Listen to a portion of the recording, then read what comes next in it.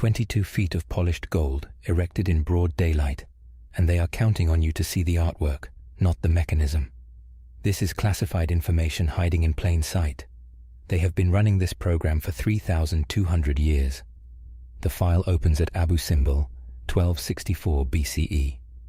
4 colossi, 65 feet of stone, carved to a single specification. Make this man look permanent. Make him look inevitable. The directive hasn't changed. The technology has simply been declassified into culture, repackaged so completely that we mistake the weapon for the decoration. Ramesses knew the manual. Every regime that followed knew it too. The statue is not the monument. The statue is the message. And the message is always a cover story for the same ancient operation: manufacture legitimacy before the people discover it was never real. The question they never want answered: what happens when the stone starts to crack? The sandstone cliff. They were not commissioned as decorations. They were commissioned as broadcasts. Each figure bears the face of Ramesses II. He built them at the southern border of his empire. The message arrived before any diplomat could speak. Scale is a language. In that language, 65 feet means one thing: I am not a man, I am sky. The visual grammar of the colossal statue was established here. The face elevated above human sightlines, the posture immobile, eternal, the material chosen for permanence. Ramesses was communicating divinity, not authority. Authority can be challenged. Divinity, in theory, cannot. The poet Percy Bysshe Shelley read the grammar correctly. He wrote, "My name is Ozymandias, King of Kings. Look on my works, ye mighty, and despair." The inscription remained. The empire did not. The statue outlasted the empire, but not intact. The Romans inherited the form and immediately tested its limits.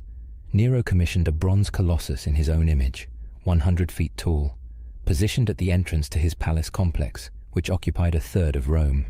Not saturation, assertion at maximum volume. After Nero's death, his successors moved quickly. They did not demolish the colossus. Demolition leaves rubble, and rubble invites questions.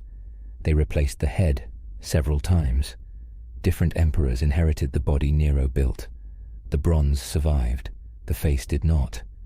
Nero had constructed the instrument of his own erasure and named it a monument. Augustus ran the counter-operation. No single overwhelming structure. Thousands of identical human-scale portraits distributed across the entire empire. In Egypt, a pharaoh. In the East, a divine figure. In Rome, a general's armor. The face was standardized. The deployment was relentless. Every province received the face before any rival could introduce a competing version. Assertion. Saturation. Stalin had the operational manual refined by the 1930s.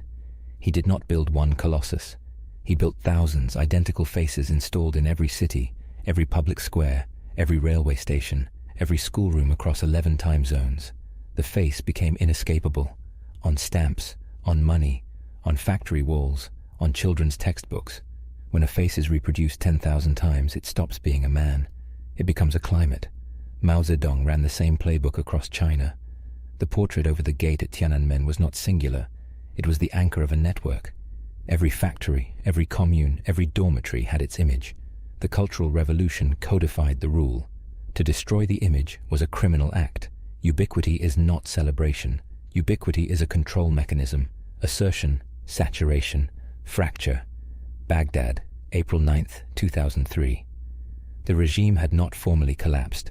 Fighting continued in the streets, and yet the first target that mattered was not a military installation. It was a 20-foot bronze statue of Saddam Hussein in Firdos Square. A crowd gathered. A rope was attached. A vehicle helped with the pull. The statue came down in front of cameras that transmitted the image globally within minutes. The fracture phase had arrived. Belgrade, October 2000. Crowds moved on the federal parliament and set it on fire. Before they reached the building, they pulled down the portraits. Bucharest, December 1989. Before Ceausescu's helicopter cleared the roof of the Central Committee building, crowds were already moving to the squares. The image falls before the regime does, always. Because the image was deployed first, the crowd targets it first. The grammar runs in both directions. Budapest, 1956.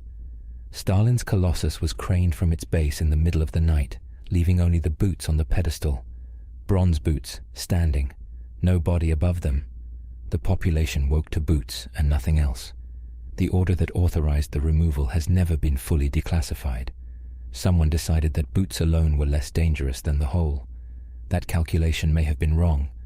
The gold catches the Florida sun. It reflects everything. It reveals nothing. The lone and level sands stretch far away.